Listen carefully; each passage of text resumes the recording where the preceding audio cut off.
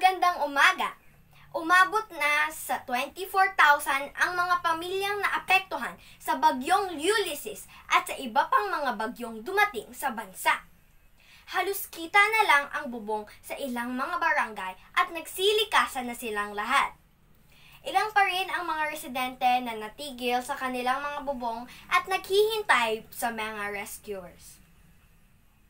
Ilan pa rin ang mga residenteng naghihintay sa Ilan pa rin ang mga residente na natigil sa kanilang mga bubong at naghihintay sa mga rescuers. 3 araw na sila doon at nanghihingi na sila ng tulong.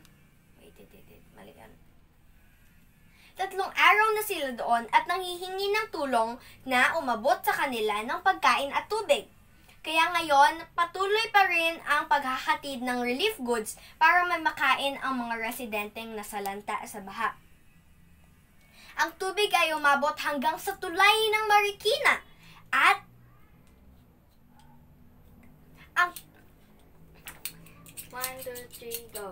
ang tubig ay umabot hanggang sa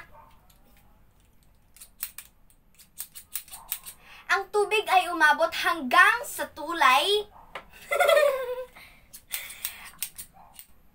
Ang tubig ay umabot hanggang sa tulay ng Marikina. Ang tubig ay umabot hanggang sa tumingin na nga ako. Ang tubig ay umabot hanggang sa tulay ng Marikina, kaya nagsigawa nga.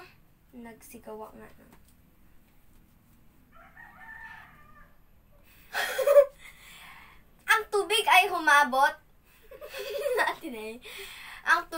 umabot hanggang sa tulay ng Marikina, kaya nagsigawa ng aerial inspection. Nagsigawa.